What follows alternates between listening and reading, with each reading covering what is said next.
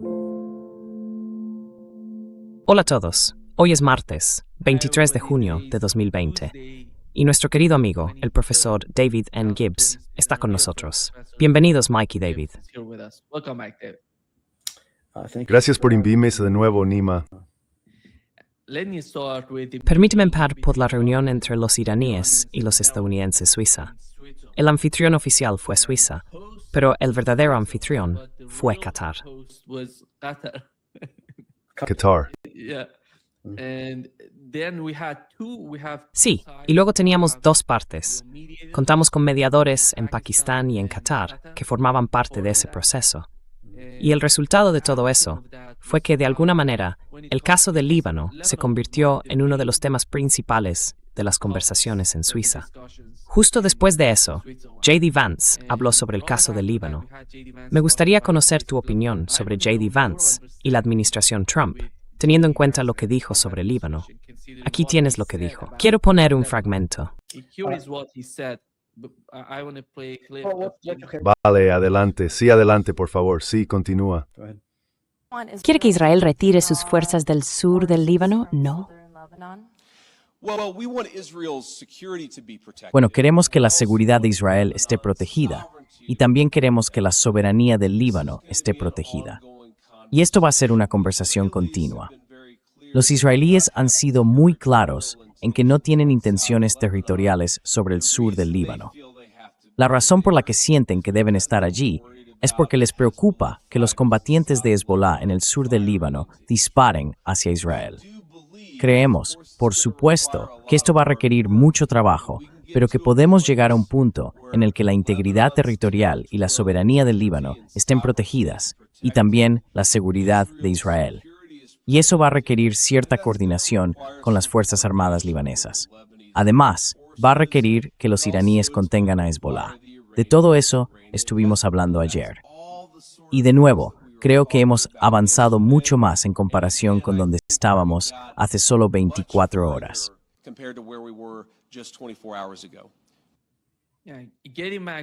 Volviendo a la pregunta principal, ¿quiere Estados Unidos que Israel salga del Líbano?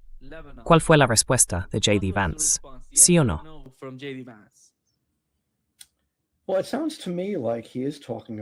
Bueno, a mí me suena a que está hablando de que Israel debe salir del Líbano. Afirma, creo que de forma falsa, que Israel no tiene aspiraciones territoriales en el Líbano. Yo pienso que Israel lleva mucho tiempo queriendo anexionarse la zona del Líbano al sur del río Litani. Gran parte de lo que han estado haciendo últimamente sugiere que eso es exactamente lo que tenían en mente. Pero aún así, habló de que Israel no tiene ambiciones territoriales y de que todas las partes están comprometidas con la soberanía del Líbano, lo que supongo que significa que Israel tendría que abandonar su ocupación, incluso si es temporal, del sur del Líbano.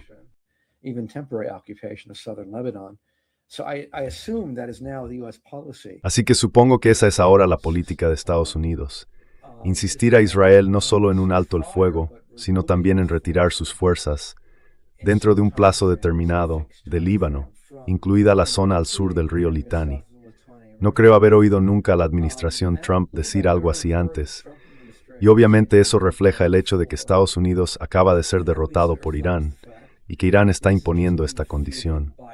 Y claro, cuando se pierde una guerra, hay que aceptar las consecuencias, y eso es exactamente lo que estoy oyendo aquí.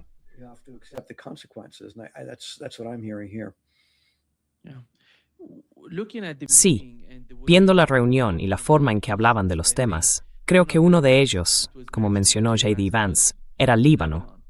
Pero en toda la región se ve de alguna manera que Pakistán y Qatar están facilitando las negociaciones. Eso demuestra que la región quiere ese tipo de diálogo, ese acuerdo entre las dos partes. ¿Cree que el cálculo por parte de Estados Unidos está cambiando de alguna forma? ¿O se trata más bien del teatro político que estamos viendo ahora con la administración Trump, por la presión que Irán ha ejercido sobre ella, como en el caso del Estrecho de Hormuz? ¿Y qué significa eso, según su interpretación?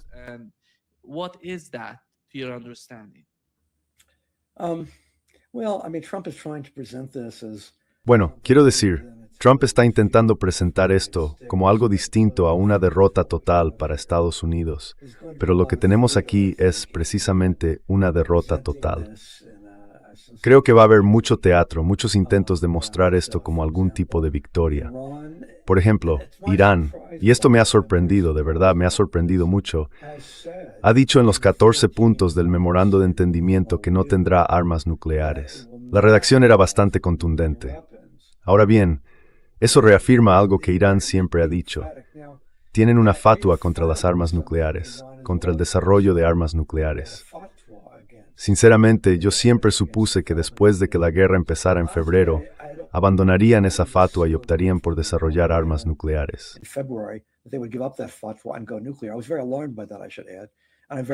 Eso me alarmó muchísimo, debo decirlo. Y me alivia ver que están echando atrás en eso. Así que bueno, la administración Trump va a intentar presentar esto como un gran logro, cuando en realidad solo reafirma lo que siempre han dicho. El pretexto básico de esta guerra siempre ha sido un ejercicio prolongado de falsedad, porque toda la idea era asegurarse de que Irán no desarrollara armas nucleares, algo que nunca afirmaron querer hacer, y que por todas las señales no tenían intención de hacer. Así que ya sabes, ahora Trump puede proclamarse vencedor. Necesita alguna excusa para mantener su sentido de dignidad, el poco que le queda, y está intentando sacar el máximo provecho de la situación.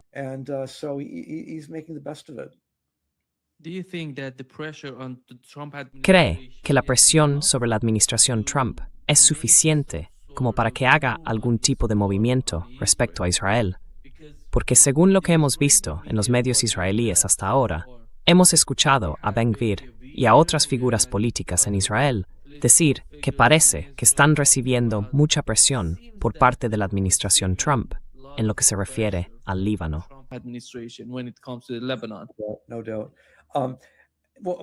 Sin duda. Podríamos estar viendo un cambio profundo en la relación de Estados Unidos con Israel y quizá el final de ese apoyo incondicional que hemos visto durante más de 30 años.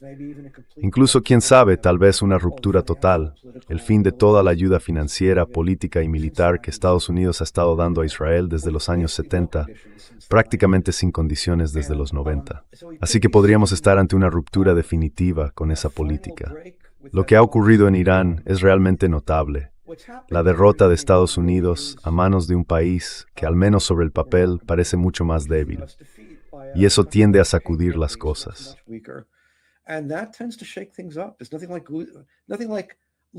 No hay nada como perder una guerra para una gran potencia, básicamente frente a Irán, para generar una sensación de angustia y de introspección. Y puede que eso esté ocurriendo ahora. Debo añadir que ya tuvimos ese proceso de introspección después de Vietnam, en los años 70. Hubo un periodo de casi una década en el que Estados Unidos fue más prudente de lo que había sido antes durante un tiempo. Eso se revirtió, por desgracia, creo que después de 1980. Pero durante un periodo prolongado, el país sí se dedicó a reflexionar sobre qué habíamos hecho mal en Vietnam.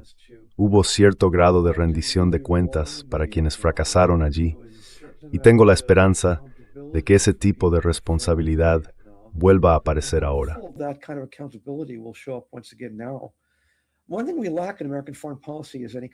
Una de las cosas que faltan en la política exterior estadounidense es cualquier tipo de rendición de cuentas por los fracasos.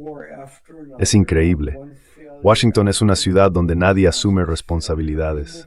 Puedes perder una guerra tras otra, tener un fracaso tras otro, incluso un desastre, y aún así ascender. Ha pasado muchas veces.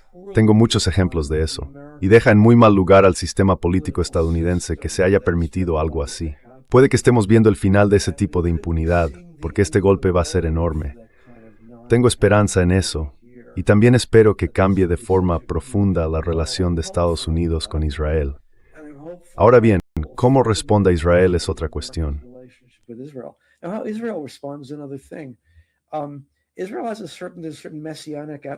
En Israel hay ahora una especie de ambiente mesiánico, una sensación de fanatismo religioso, como si el país tuviera que imponerse de una vez por todas a todos sus enemigos. Y eso resulta muy preocupante, porque Israel tiene armas nucleares. Si llegaran a ver que no pueden salirse con la suya, aunque por suerte creo que eso es poco probable, existe la posibilidad de que Israel llegue a usar esas armas.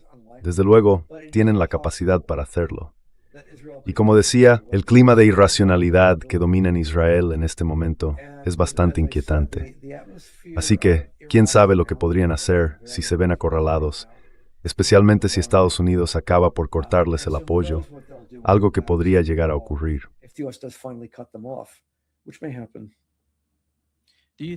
¿Cree que en Washington se entiende la irracionalidad en Israel de la que acaba de hablar?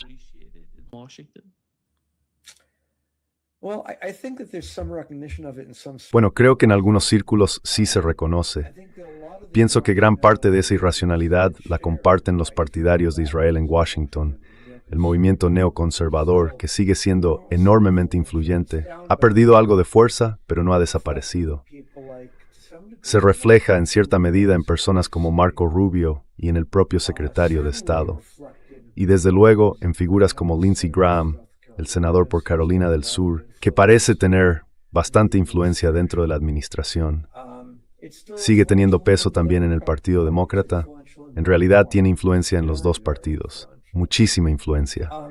Así que creo que básicamente se puede ver que habrá mucha presión sobre Trump para que no siga adelante con esto, para que no cumpla el acuerdo con Irán, para que no ponga fin a la guerra y sobre todo para que no haya una ruptura fundamental con Israel.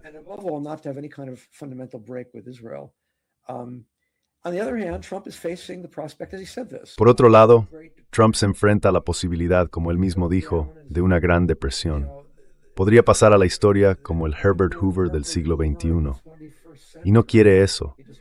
No quiere ser el presidente al que se le culpe de una gran depresión. Creo que muchos de sus asesores le han estado diciendo que es hacia ahí donde se dirige la situación. Así que tengo la esperanza de que las presiones económicas se hayan vuelto tan fuertes. En parte, era lo que yo esperaba, lo que muchos esperaban. Al final, serían esas presiones económicas las que obligarían a Trump a hacer lo que está haciendo ahora, que básicamente es empezar a alejarse de esta guerra y quizá incluso distanciarse de la relación con Israel. Esto último es más difícil, pero creo que entra dentro de lo posible.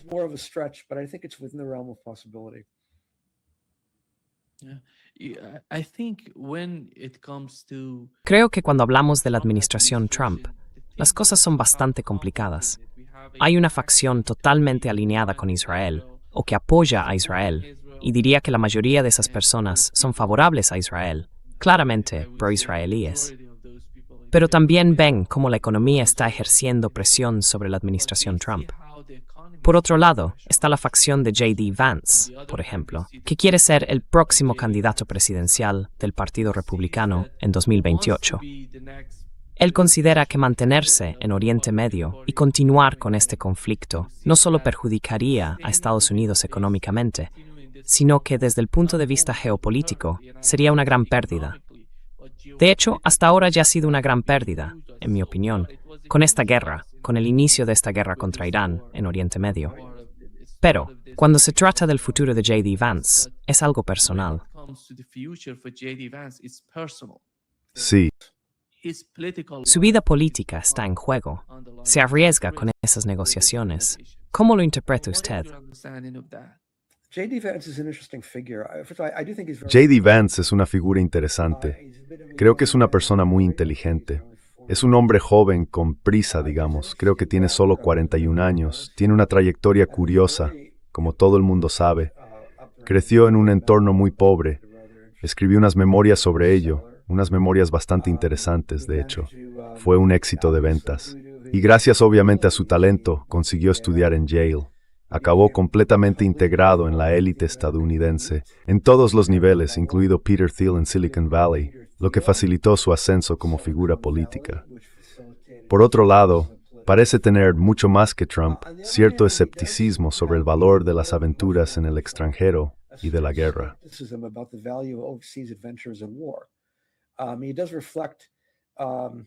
Él representa mucho más una ideología de América primero, la idea de que quizá hemos gastado demasiado en armas y demasiado poco en bienestar.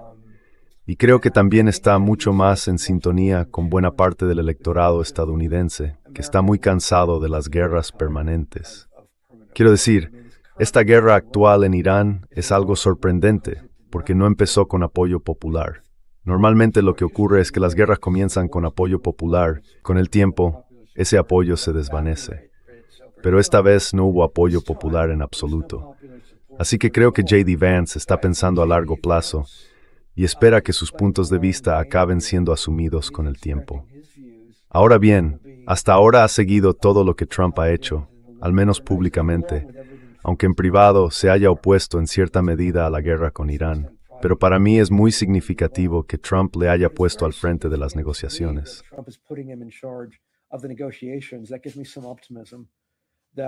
Eso me da cierto optimismo de que Trump realmente quiere alejarse de todo esto y que quiere encontrar una especie de excusa, un acuerdo mínimo que le permita hacerlo.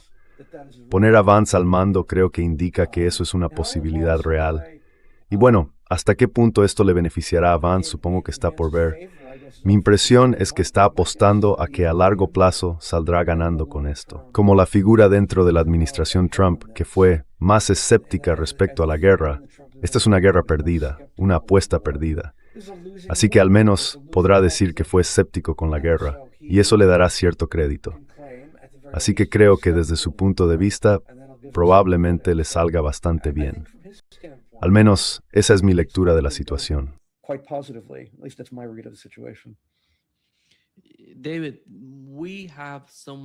David, tenemos a alguien en Israel, Benjamín Netanyahu, que es un político muy inteligente.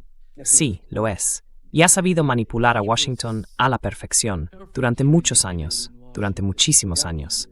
Y ahora mismo, con la guerra contra Irán, las nuevas encuestas en Israel muestran que algo así como el 92% de la población cree que Israel ha perdido la guerra. Ya veo. Bueno, tienen razón. Sí, exactamente. Entre la gente de la extrema derecha en Israel, más del 92, casi el 93,4%, cree que Israel perdió la guerra. Así que estamos ante una nueva era para los israelíes. Y sabemos que la alternativa sería alguien como Bennett. Naftali Bennett sería la alternativa. Pero si Israel decide apartar a Benjamín Netanyahu del poder, ¿cómo crees que lo vería Washington? Es decir, ¿cómo se percibiría eso desde Washington? ¿Y cómo influiría o cómo cambiaría la capacidad de influencia que tiene Israel sobre Washington?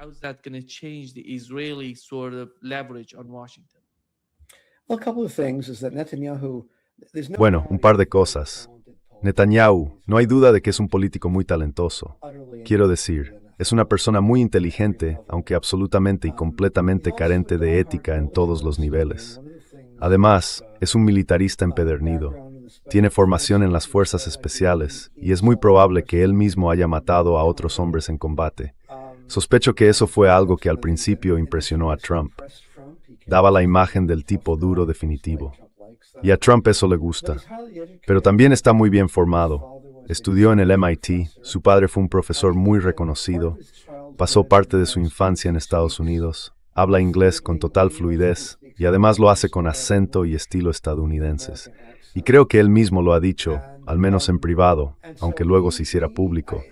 Se ve a sí mismo con una capacidad infinita para manipular a los estadounidenses.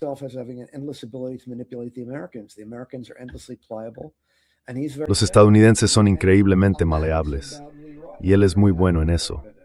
Y en ese punto, sin duda tiene razón. Estoy seguro de que ha sido muy bueno en ello. La prueba está en los resultados, en lo que ha conseguido, sobre todo con Trump. Ha dominado la política israelí durante 30 años, pero creo que ha llegado al final de su camino. Esta derrota es algo de lo que no podrá recuperarse políticamente. Es muy posible que acabe en prisión por todos sus distintos escándalos. Un problema es Naftali Bennett. No creo que suponga un cambio realmente profundo. Probablemente sea algo menos hábil a la hora de manejarse con Washington y muy probablemente menos talentoso como político, menos astuto, por así decirlo, que Netanyahu. También es interesante señalar que, al igual que Netanyahu, su formación militar es en fuerzas especiales.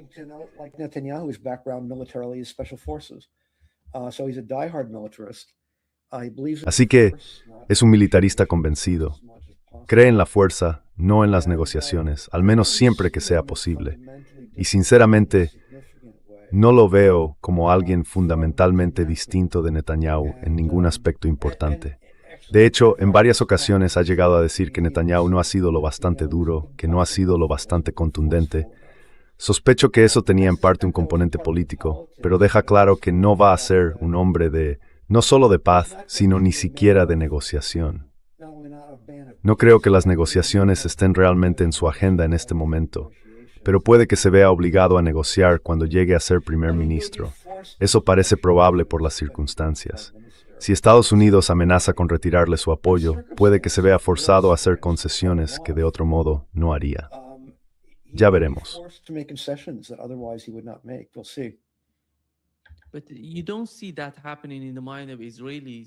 Pero eso no se ve así en la mente de los israelíes, ni de los funcionarios israelíes.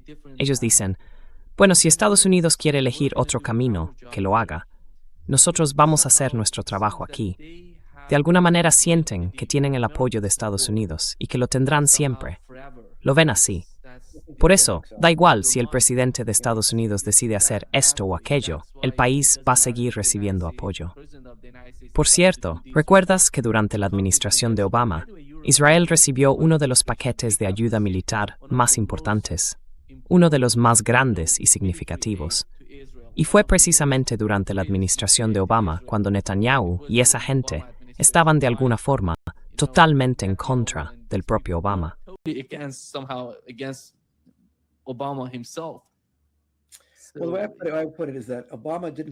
Bueno, yo lo diría así. Obama no les dio a los israelíes el 100% de lo que querían. Les dio el 94%. Y fue precisamente ese 6% lo que les molestó tanto que acabaron oponiéndose a Obama. Decían que Obama era anti-israelí y cosas por el estilo. Pero, vamos a ver, estaba subvencionando a Israel con varios miles de millones de dólares al año, y aún así dicen que es anti-israelí. Suena un poco exagerado, ¿no? En fin, creo que Israel se ve a sí mismo con derecho a recibir ayuda de Estados Unidos todos los años. Y la pregunta sigue abierta. ¿Por qué Estados Unidos subvenciona a Israel? No hay una justificación legítima para eso, al menos que yo vea, desde ningún punto de vista. No entiendo en qué beneficia eso a los intereses de Estados Unidos.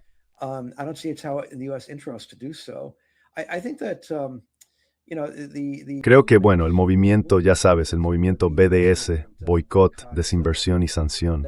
Siempre he pensado que, aunque estoy de acuerdo con su objetivo, ha sido políticamente torpe. El movimiento debería haber sido cortar la ayuda estadounidense a Israel. Eso es algo que los votantes estadounidenses podrían entender fácilmente y apoyar. La pregunta sería, ¿por qué gastar el dinero en Israel? Es un país de renta alta. ¿Por qué no gastarlo en países que lo necesiten más? O si se quiere ver desde un punto de vista nacionalista, gastarlo en la gente de ciudades desindustrializadas como Youngstown, en Ohio, o en zonas rurales empobrecidas y lugares por el estilo. Mejorar el sistema sanitario estadounidense o algo así. ¿Por qué gastarlo en Israel?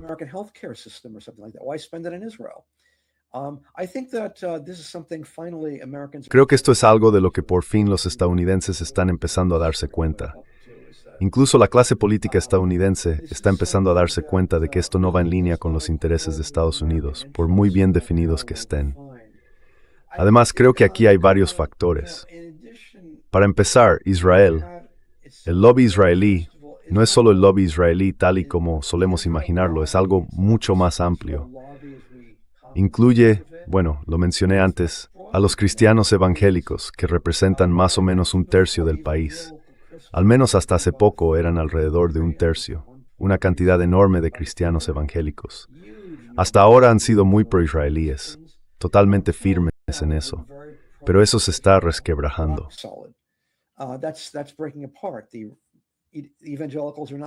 Los evangélicos ya no son tan favorables como antes. Durante esta última guerra se han distanciado bastante. Pero creo que también hay otro aspecto que hay que tener en cuenta. El complejo militar industrial está completamente integrado con el lobby israelí. Para empezar, están entrelazados en proyectos militares, Pero además, Israel es un gran destino de ventas de armas, ventas subvencionadas, que ellos valoran mucho. Las infraestructuras militares de ambos países, las de inteligencia también. Quiero decir, hay un esfuerzo en el Congreso, incluso un proyecto de ley, para vincularlas formalmente. Pero en cierto modo se podría decir que ya están bastante entrelazadas. Y toda la ideología del neoconservadurismo se basa en la idea de que Estados Unidos debería parecerse más a Israel y actuar como Israel.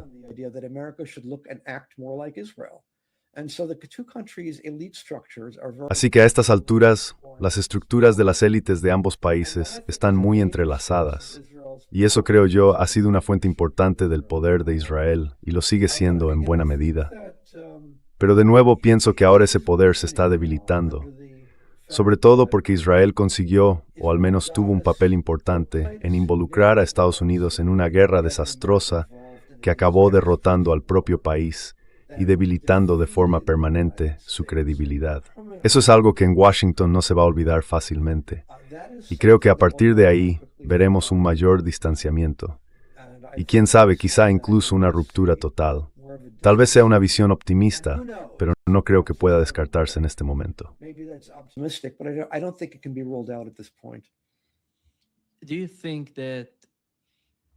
¿Cree que en Estados Unidos vamos a tener en el futuro a alguien más pro-israelí que Donald Trump?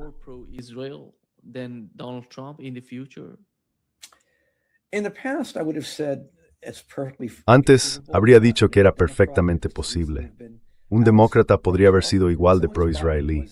De hecho, en algunos aspectos, Biden fue extraordinariamente pro-israelí. Y en realidad, todos los presidentes desde Nixon han apoyado la ayuda estadounidense a Israel, una ayuda enorme. En ambos partidos era algo muy popular. Pero ahora creo que, dadas las circunstancias, es poco probable que tengamos un presidente que, creo que quien sea elegido en 2028 será menos pro-israelí que los presidentes anteriores. Y de nuevo, no es imposible que veamos una ruptura total, en parte impulsada por la opinión pública. Estados Unidos es una democracia, más o menos, y todavía hay elecciones, y la gente está empezando a rechazar esta relación.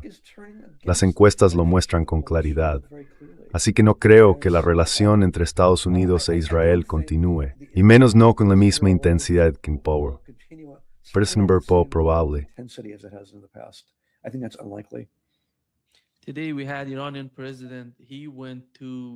Hoy hemos tenido al presidente de Irán. Ha viajado a Pakistán y, hablando con las autoridades allí, dijo algo sobre lo básico del estrecho de Hormuz. Mucha gente sostiene que el estrecho de Hormuz es tan importante que Irán quiere dominar toda la región. Pero hoy lo que él dijo fue que buscan amistad, que no están ahí para causar problemas. Básicamente, eso fue lo que dijo, que tienden la mano a sus amigos de la zona, Pakistán, Qatar, Arabia Saudí, Egipto, Turquía, todos juntos, que están buscando una especie de nueva arquitectura de seguridad regional. Eso fue lo que dijo. Y creo que la pregunta es, ¿cómo se va a percibir eso en Washington? Porque Washington tiene una estrategia en Asia Occidental. Antes de que empezara la guerra contra Irán, el problema era solo Irán. Pero ahora se ve que toda la región entiende que, si Estados Unidos ataca a Irán una y otra vez, eso no les va a ayudar. No será solo contra Irán, será trend las Hyun.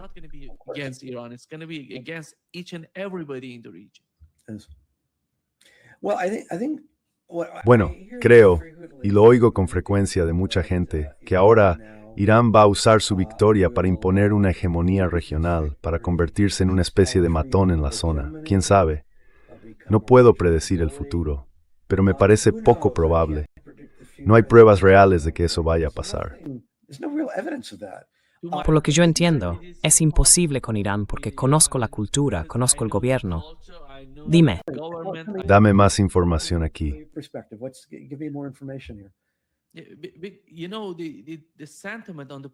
Verás, el sentimiento entre los iraníes es que quieren una relación mejor, una región próspera y más cooperación. Algo parecido a lo que tienen en Europa, por ejemplo, o a lo que tenían antes en Europa, porque hoy Europa es totalmente distinta a lo que era antes. Pero ellos quieren algo que beneficie a todos. No se trata de algo que vaya a favorecer solo a Irán, porque en realidad todo el concepto, David, de la revolución iraní va en contra de esas actitudes de tipo imperialista. No puedes encontrar nada imperialista en su forma de pensar. Es totalmente lo contrario.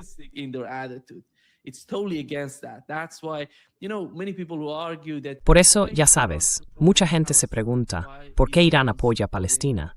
¿Por qué Irán apoya al Líbano? Nunca han intentado sacar beneficio de ese tipo de apoyo que han dado a Palestina. Es una ayuda en una sola dirección, hacia Palestina, hacia el Líbano, porque lo que buscan es una cierta soberanía en toda la región. No es algo de lo que esperen obtener ganancias ni beneficios. Esa es su actitud, esa es su forma de pensar. En parte tiene un componente religioso, y yo diría que también cultural. Cuando hablas con los funcionarios, esa es la impresión que tengo de la actitud iraní.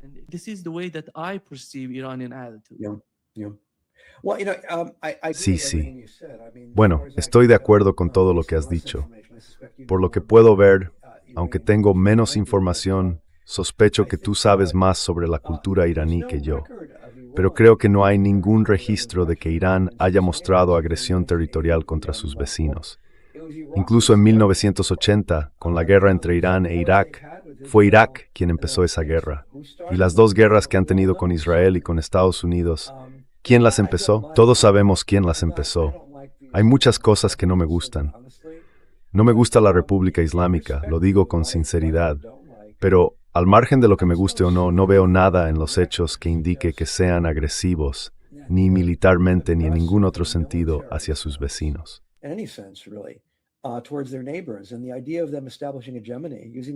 Y la idea de que estén intentando establecer una hegemonía, aprovechando esto como una oportunidad para hacerlo, sinceramente no veo ninguna evidencia de ello. Me parece más bien una especie de fantasía, quizá. Sí percibo que hay un compromiso ideológico muy fuerte con la causa de Palestina y con la defensa de los palestinos por motivos ideológicos, pero no veo eso como una agresión territorial. No tiene nada que ver con la agresión. Es solidaridad, no agresión. En parte se basa en la religión. Quiero decir, está la división entre suníes y chiíes, lo entiendo, pero al final todos son musulmanes, así que también está ese factor. Pero no doy crédito a la idea de que Irán vaya ahora a convertirse en una potencia hegemónica regional o en una amenaza regional. Eso me parece un disparate.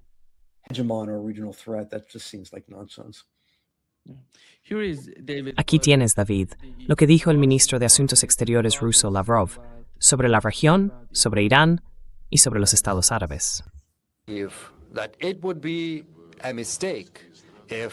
Sería un error que los países árabes empezaran a unirse contra la República Islámica de Irán. Y gracias a Dios, hasta ahora eso no está ocurriendo. También me gustaría señalar que el vicepresidente J.D. Vance, después de su reunión con Irán, en la que participaron Pakistán y Qatar, en Bergenstock, Suiza, dijo, no recuerdo la cita exacta, pero algo más o menos así: necesitamos un acuerdo regional. Y creo que eso es algo que debemos celebrar.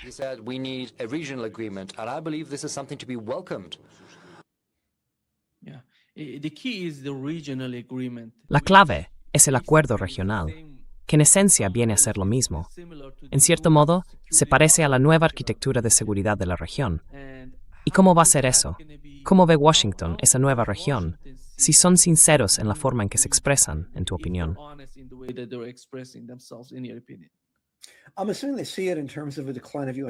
Supongo que lo ven como un signo del declive de la hegemonía estadounidense. Estados Unidos, en el fondo, siempre quiere ser el mediador de poder en cada región, sobre todo en una tan estratégica como el Golfo Pérsico, tan valiosa económicamente como esa zona. Así que el tipo de acuerdo regional al que se refiere Lavrov, que en cierta medida creo que coincide, en mi opinión, con lo que piensan los iraníes, sería algo independiente de Estados Unidos. No se haría bajo supervisión estadounidense.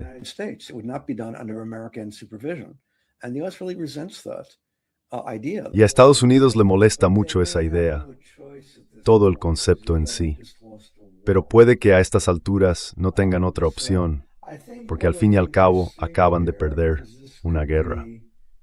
Así que creo que una de las cosas que estamos viendo aquí es que esto podría ser la gota que colme el vaso en lo que respecta a la hegemonía estadounidense, tanto en el plano económico como en el papel del dólar como moneda de reserva mundial. Mucha gente ha hablado de esto, Y creo que es bastante cierto. Podría suponer un golpe muy duro,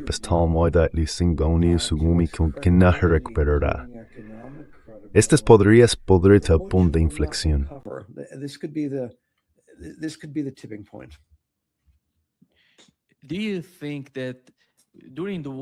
¿Cree que durante la guerra, después del alto el fuego, hubo algún tipo de conflicto entre Irán e Israel? Porque Israel atacó Líbano, Irán respondió al ataque israelí y luego entró Estados Unidos. En este tipo de situaciones, cuando ambos bandos se disparan entre sí, no hemos visto a Irán atacar a Arabia Saudí ni a Qatar. Eso demuestra que el cálculo en Irán está cambiando, su forma de pensar, porque cuando empezó la guerra, los atacaron a todos a la vez. Luego, durante la guerra, pasaba algo entre bastidores de lo que no somos conscientes o de lo que no hablan abiertamente. Y nadie está hablando de eso. En Irán no lo mencionan. Arabia Saudí tampoco lo menciona.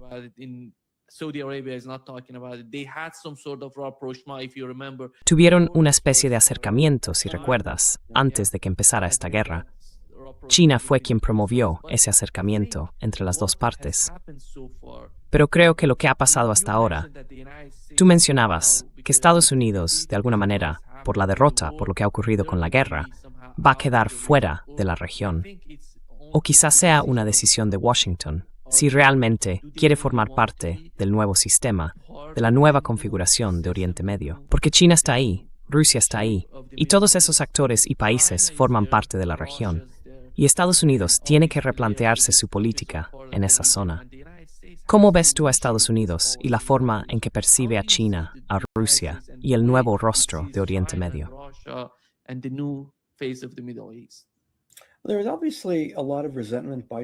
Está claro que Trump siente mucho resentimiento ante la idea de perder el control de Oriente Medio. Una de las razones por las que fue a la guerra, sospecho, fue para mantener la dominación de Estados Unidos. Quiero decir, hay varios motivos, pero ese fue sin duda uno de ellos, y lo va a perder. Creo que Trump, una vez más, hablaba de América primero, y basó su campaña en esa idea, que implicaba cierto grado de aislacionismo, y también, como ha expresado aún más claramente Vance, la idea de gastar más en la población estadounidense y menos en aventuras militares en el extranjero. Pero está claro que no ha cumplido con eso, más bien todo lo contrario.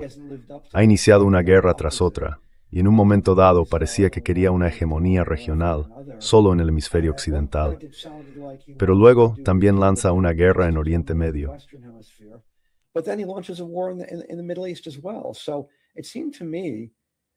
A mí me pareció que lo que intentaba hacer, en la medida en que hubiera alguna lógica en ello, y de nuevo con Trump, es tan impulsivo y actúa de forma tan inconsistente, tan, digamos, improvisada, sin una verdadera planificación, sin una estrategia a largo plazo, muy poca de eso, pero aún así, en la medida en que se pueda ver alguna lógica, algún hilo conductor, parecía ser mantener la posición estadounidense en el Golfo Pérsico. Y no veo nada de lo que está ocurriendo ahora en Oriente Medio que pueda resultarle favorable a Trump.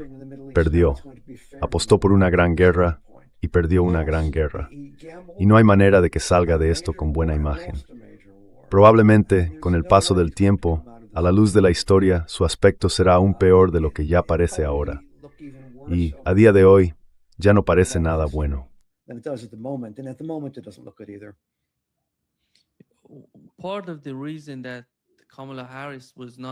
Parte de la razón por la que Kamala Harris no pudo convertirse en la próxima presidenta de Estados Unidos fue que competía contra Donald Trump. Y otra parte tuvo que ver con el apoyo que dio a Israel, en lugar de apoyar al pueblo palestino. Y sabemos cómo reacciona el sector más progresista del Partido Demócrata. Lo hemos visto, por cierto, en Nueva York, con la elección del primer musulmán socialista. Es algo que de alguna manera parecía imposible, casi prohibido, en Estados Unidos. Que ahora vayas a tener a un musulmán y socialista como alcalde de Nueva York. Es increíble imaginarlo.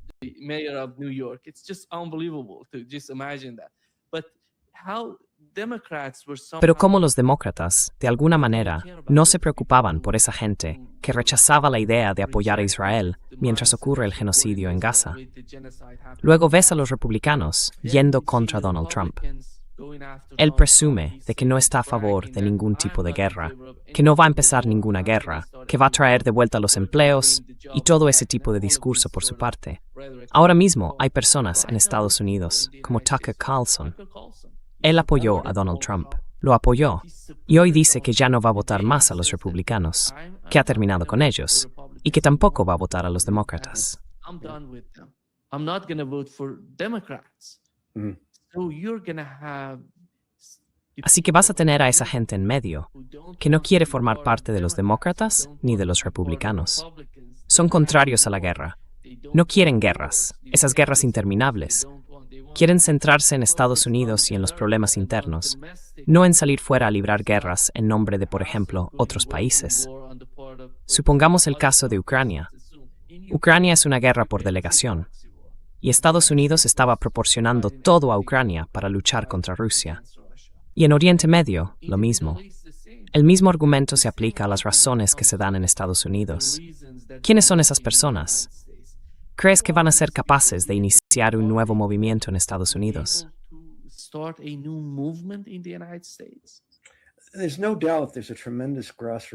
No hay duda de que existe un enorme resentimiento popular contra la idea de guerras sin fin.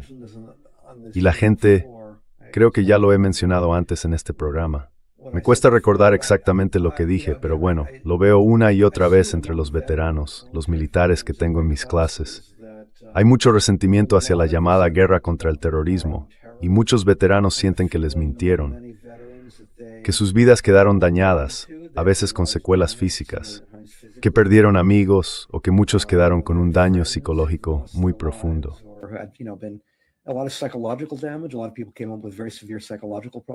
Mucha gente volvió con problemas psicológicos muy graves, con problemas sociales, personas que antes no eran violentas y que se volvieron violentas después de regresar de las guerras. Y hay una percepción de que esas guerras fueron innecesarias. Quiero decir, Irak, no había armas de destrucción masiva.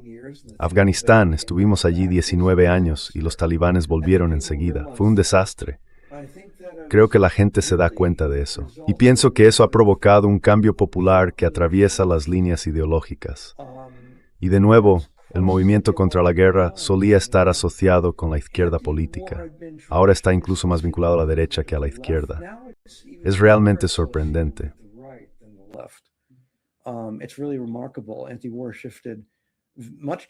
El movimiento contra la guerra se ha desplazado mucho hacia la derecha, lo cual me resulta realmente sorprendente si pienso en lo que recuerdo de mi infancia, cuando era justo al contrario. Y Trump reflejó eso. Parecía una figura contraria a la guerra. Hizo campaña contra las guerras permanentes. Hizo campaña contra lo que él llamaba los halcones de la guerra, la maquinaria bélica. Tulsi Gabbard, que llegó a ser su jefa de inteligencia, acaba de anunciar su dimisión. Ella estaba muy comprometida con la idea de luchar contra lo que llamaba la maquinaria de guerra, y así empezó a verse un movimiento de derechas contrario a la guerra, basado en la idea de que se ha invertido demasiado poco en el pueblo estadounidense y demasiado en la guerra, y eso en realidad era muy impopular. Mientras tanto, los demócratas siguen siendo belicistas sin cambios.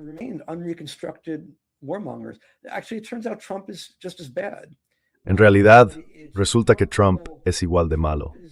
Pero es algo sorprendente. Trump está haciendo justo lo contrario de lo que prometió en su campaña, digámoslo así.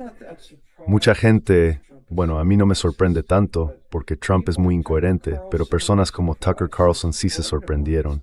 Le apoyaron por esa razón y ahora se han distanciado por completo de él, completamente, en el caso de Carlson. Otras personas como Marjorie Taylor Greene, la congresista de extrema derecha, también se sorprendieron. Era fanáticamente pro-Trump y ahora se ha distanciado totalmente de él, igual que Carlson. Así que lo que estamos viendo, o podríamos ver, es que una vez más, uno de los problemas básicos que tiene Estados Unidos son las guerras culturales.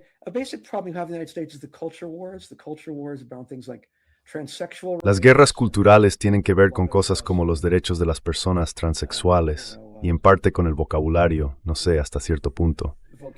La izquierda tiene un lenguaje de política identitaria que resulta muy impopular. Las guerras culturales dividen tanto a la izquierda y a la derecha que sería muy difícil formar algo común. Lo que podríamos ver, o lo que a mí personalmente me gustaría ver, es una unidad entre izquierda y derecha en torno a la lucha contra la guerra, un movimiento pacifista que supere las etiquetas ideológicas. Pero de nuevo, el problema para crear un movimiento así serían las guerras culturales, que dividen a la gente de una forma muy profunda.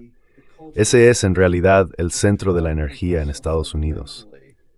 Si uno observa qué es lo que realmente motiva a la gente, lo que de verdad la impulsa, a menudo son precisamente las guerras culturales.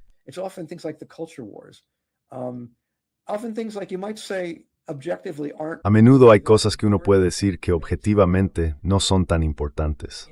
Por ejemplo, los debates sobre si deberíamos tener baños para personas transgénero, o si debemos usar pronombres personales, o cambiar nuestros pronombres, todo ese tipo de temas.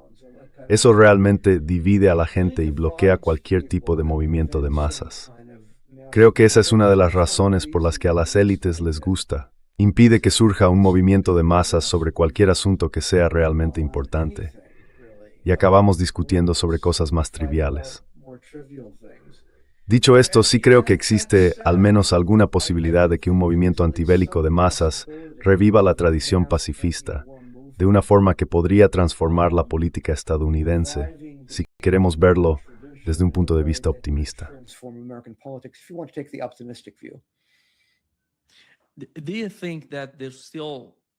¿Crees que todavía están en la mente de Donald Trump o de su administración? ¿Hay alguna opción viable para volver a una guerra en Oriente Medio? ¿O esos tiempos ya pasaron? No sé cuál es tu impresión. Están hablando de que Israel se retire del Líbano. No se percibe mucha seriedad en Washington, pero ellos conocen bien el problema en Oriente Medio. El estrecho de Hormuz va a seguir siendo el estrecho de Hormuz, bajo control iraní. Esa realidad no va a cambiar, así que tienen que presionar a Israel. Yo me pregunto, ¿hasta qué punto pueden llegar a presionar a Israel? ¿Va a ser eso una misión alcanzable?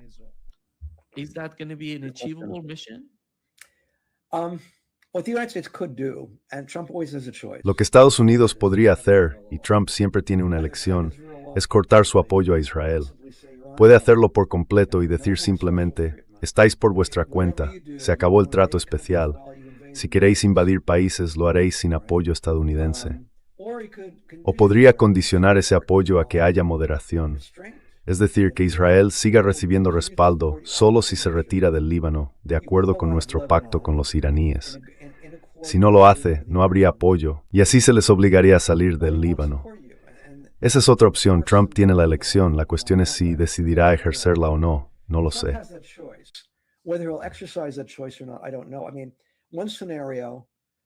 Quiero decir, un escenario posible es que el acuerdo se rompa, y la causa más probable de esa ruptura sería, por supuesto, Israel. Israel querría que se rompiera y lo sabotearía, como sin duda están pensando hacer ahora mismo. Y bueno, quién sabe. Creo que lo más probable es que Trump haya terminado con la guerra y que esté tan preocupado por una depresión económica que hará lo que sea necesario para salir de esta guerra. También es posible otra opción, que simplemente se retire de la guerra sin ningún acuerdo. Siempre pensé que ese era el escenario más probable, que al final se marcharía sin acuerdo. Eso también puede pasar.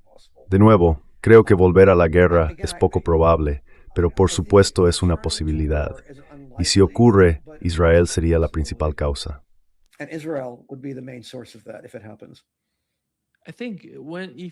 Creo que si él se desentiende de lo que ha pasado en Asia Occidental, el problema es que esos aliados, sobre todo los países del Consejo de Cooperación del Golfo, podrían llegar a pensar, ¿quién es realmente Estados Unidos?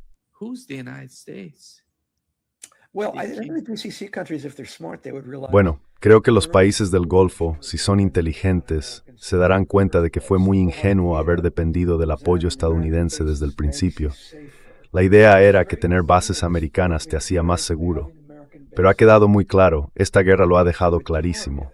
Tener bases estadounidenses te convierte en un objetivo, ¿de acuerdo? No mejora tu seguridad, la debilita enormemente. Te convierte en un blanco. Es sorprendente que los europeos no lo hayan entendido todavía. Los suecos, los finlandeses. Tener bases de Estados Unidos los convertiría en un objetivo de una forma en la que antes no lo eran. Así que supongo que al menos algunos de los países del Golfo ya se habrán dado cuenta de esto por su propia experiencia. Han sido atacados en su propio territorio precisamente por tener bases estadounidenses. Por eso confío en que mantengan simplemente una relación comercial, de distancia prudente, con Estados Unidos, sin una alianza como la que tenían antes. Ese podría ser uno de los resultados de todo esto. Y quizá países de todo el mundo empiecen a darse cuenta de que la mejor opción es no tener bases estadounidenses. Sí, gracias. Gracias, David, por estar hoy con nosotros. Un placer, como siempre. Hasta pronto. Sí, muchísimas gracias. Gracias por invitarme. Adiós. Bye-bye.